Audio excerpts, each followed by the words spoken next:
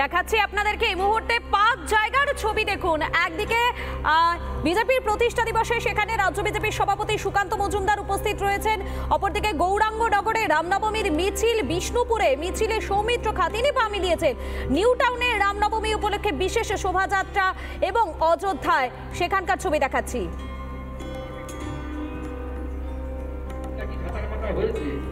তারপর যেভাবে হিন্দু সংখ্যালঘুদের উপর যে চরম অত্যাচার হলো, সেই অত্যাচারের বিপক্ষে একটি স্টেটমেন্ট, একটি মিছিল, একটিও কিছু আমরা কমিউনিস্ট পার্টির তরফ থেকে দেখতে পেলাম না।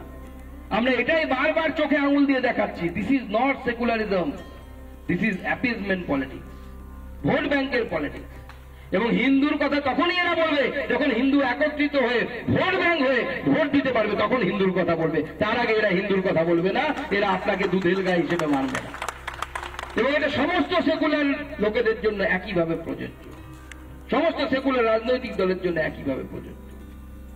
তাই আজকে ভগবান শ্রী রামচন্দ্রের এই যে পূর্ণ জন্মদিবস, শ্রী রামনবমী রূপে আজকে লক্ষাধিক মানুষ, 1 কোটির উপরে মানুষ আজকে রাস্তায় নামছে বিভিন্ন জায়গায়, জয় শ্রীরাম বলছে।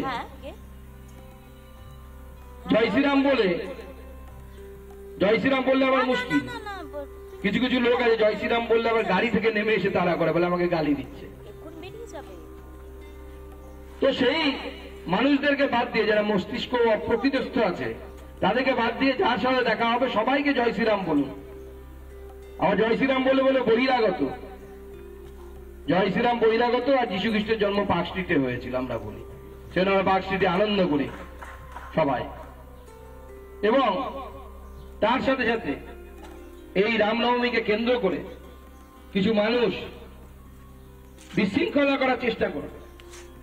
আমরা জানি গতবারে হয়েছিল হাওড়াতে, আমাকে যেতে হয়েছিল, পরে পুলিশ ঢুকতে দেয়নি। আজকে আবার যাবো সেই হাওড়ার অঞ্জনী সেনার রামনবমী উদযাপন। এখান থেকে বেরিয়ে আমি ওখানেই যাব, দেখতে চাই কোন বীর পুঙ্গব আছে, কারা ঢিল পাথর নিয়ে দাঁড়িয়ে থাকে, তাদের হাতে কত জোর আছে দেখবো। তারা যত ঢিল মারবে আমরা তত জোরে জয় শ্রীরাম। আমরা জানি তাদের সাথে কিভাবে লড়তে হয়। আমার পূর্বপুরুষ লড়ে গেছে বলে এখন আমার নামের পাশে সুকান্ত মজুমদার আছে, নাহলে আমার নামটা চেঞ্জ হয়ে যেত। তাদের পূর্বপুরুষ লড়তে পারেনি বলে তারা কনভার্টেড হয়ে গেছে।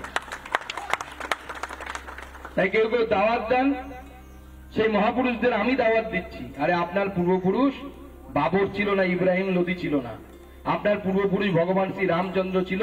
আপনাকে দাওয়াত দিচ্ছি, মাথায় ফেটি বাঁধুন, জয় শ্রীরাম বলে মিছিলে হাঁটুন, পুণ্যের কাজ হবে, সোয়াব পাবেন। তাই আজকের এই রামনবমীর পবিত্র দিনে আপনাদের সকলকে রামনবমীর শুভেচ্ছা। এবং আমি বারবার বলছি, এটা ঐশ্বরিক বিষয়। একই সাথে রামনবমী এবং ভারতীয় জনতা পার্টির প্রতিষ্ঠা দিবস একই সাথে পড়েছে। বাংলায় রাম রাজ্য প্রতিষ্ঠা হবে, তার জন্য এটা হয়েছে, ঈশ্বরীয় আদেশ হয়েছে। তাই এই লড়াই আগামী 1 বছরের লড়াই আমাদের, সেটা হচ্ছে রাম রাজ্য প্রতিষ্ঠার লড়াই। সেই রাম রাজ্যে কি হবে?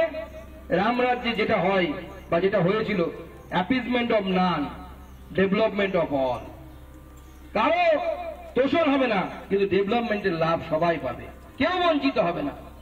26,000 চাকরি প্রার্থীর চাকরি চলে যাবে এরকম নয়, ওএমআর খুঁজে পাওয়া যাবে না এরকম নয়। রাম রাজ্য যখন হবে, রাম রাজ্য প্রতিষ্ঠা হলে আপনি পরীক্ষা দিয়ে আসবেন, আপনার ওএমআর এর শীট আপনার মোবাইল নাম্বারে পৌঁছে যাবে, আপনি সারা জীবন সেই ওএমআর শীটটা রাখতে পারবেন। সেটা হচ্ছে রাম রাজ্য। যাতে কোনো কোর্টের সামনে গিয়ে আপনাকে খুঁজে না বের করতে হয় আমার ওএমআর শীট বা ওএমআর শীটের মিরর ইমেজ কোথায়, খুঁজে বেড়াচ্ছি চাকরি বাঁচানোর জন্য। হবে না আপনাকে। রাম রাজ্যে আপনার কাছে আপনার ওএমআর শীট থাকবে, পরীক্ষা দেবেন, ওএমআর শীট আপনার কাছে চলে আসবে। কেন্দ্র সরকারের বেশিরভাগ পরীক্ষা এখন এই নিয়মে হয়। এটা হচ্ছে রাম রাজত্ব। রাম রাজত্ব মানে কি? রাম রাজত্ব মানে কেন্দ্রের আয়ুষ্মান ভারত প্রকল্প যেমন লাগু হবে, আবার পশ্চিমবঙ্গ সরকারের যে রাম রাজত্ব তৈরি হবে, তাতে 5 লক্ষ টাকা, মোট 10 লক্ষ টাকার মেডিকেল আপনি ইন্স্যুরেন্স পাবেন। এটা হচ্ছে রাম রাজত্ব। দিল্লিতে মহিলারা 2টো করে সিলিন্ডার, বছরে গ্যাসের সিলিন্ডার ফ্রি পাচ্ছে, সেটা রাম রাজত্ব। গর্ভবতী মহিলারা 21,000 টাকা পাচ্ছে, সেটা রাম রাজত্ব। এই রাম রাজত্ব, যেখানে রাম প্রজা অর্থাৎ যারা জনগণ তাদের কথা ভাবতেন, সেটাকে আমরা রাম রাজত্ব বলি। আসুন আমরা আজকের দিনে শপথ নিই, ডক্টর শ্যামাপ্রসাদ মুখার্জির ভূমিতে আমরা রাম রাজত্ব প্রতিষ্ঠা করব। আর এই 1 বছর সবাই মিলে লড়াই করব। পুলিশের সাথে যদি লড়াই করতে হয় আমরা করব। যদি এই যারা গুন্ডা বদমাশ যারা তোলাবাজি করে খায় তাদের বিরুদ্ধে যদি লড়াই করতে হয় লড়াই করব, লাঠি খাবো, ঢিল খাবো, প্রয়োজনে গুলি খাবো, কিন্তু ময়দান ছেড়ে যাব না। এখানে পরিবর্তন করে তবেই আমরা শান্ত হব। সেই প্রতিজ্ঞা নিয়ে আজকে নিজের নিজের এলাকায় আমরা সবাই ফিরে যাই। মাননীয় প্রধানমন্ত্রী নেতৃত্বে আমরা আগামী দিনে এই পশ্চিমবঙ্গে পরিবর্তন আনবো, গোটা ভারতবর্ষে পরিবর্তন আসে। আমাদের কর্মীদেরকে আমি আহ্বান জানাবো, এখানে উত্তর কলকাতার বেশিরভাগ আমাদের কর্মী নেতৃত্ব আছেন, তাদেরকে মন্ডল সভাপতিরাও আছেন, তাদেরকে অনুরোধ করব আজকে নিজের বুথে, যারা আজকে সময় পেলেন না তারা কালকে নিজের বুথে গোটা পশ্চিমবঙ্গ জুড়ে আমরা পার্টির প্রতিষ্ঠা দিবস পালন করব। এবং এই পার্টির প্রতিষ্ঠা দিবস পালনের ক্ষেত্রে আমাদের ডক্টর শ্যামাপ্রসাদ মুখার্জির ভূমিকা, পশ্চিমবঙ্গ তৈরিতে ডক্টর শ্যামাপ্রসাদ মুখার্জির ভূমিকা এবং পশ্চিমবঙ্গকে কেন তার নিজের রূপ নিজের বর্ণে আগামী দিনেও টেকানো দরকার। শুধু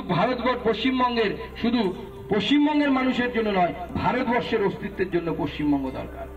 কারণ দিল্লি যদি ভারতবর্ষের রাজনৈতিক ক্যাপিটাল হতে পারে, মহারাষ্ট্র যদি ভারতবর্ষের ফিনান্স ক্যাপিটাল হতে পারে, ভারতবর্ষের কালচারাল ক্যাপিটাল, সাংস্কৃতিক রাজধানী হচ্ছে কলকাতা, বৌদ্ধিক রাজধানী হচ্ছে কলকাতা। ভারতবর্ষের অস্তিত্ব এই কলকাতাকে ছাড়া, এই পশ্চিমবঙ্গ ছাড়া ভাবা যায় না। তাই পশ্চিমবঙ্গকে আমাদেরকে রক্ষা করার এর লড়াইয়ে নামতে হবে। এটা শুধু মুখ্যমন্ত্রী, বিজেপির মুখ্যমন্ত্রী বানাবো তার লড়াই নয়। ডক্টর শ্যামাপ্রসাদ মুখার্জি এবং তার সাথীরা যে আত্মবলিদান করে গেছেন, সেই আত্মবলিদানকে বাঁচিয়ে রাখার লড়াই। সেই লড়াইয়ে আসুন সকলে মিলে ঐক্যবদ্ধ হয়ে সামনের দিকে এগিয়ে যায়। বন্দে মাতরম, ভারত মাতা কি জয়, বিজেপি জিন্দাবাদ। নানা ধরনের কন্টেন্ট দেখার জন্য লাইক করুন, শেয়ার করুন আমাদের ফেসবুক পেজ, সাবস্ক্রাইব করুন আমাদের ইউটিউব চ্যানেল। পাশাপাশি অন্যান্য ব্রেকিং নিউজের জন্য অবশ্যই চোখ রাখুন রিপাবলিক বাংলায়।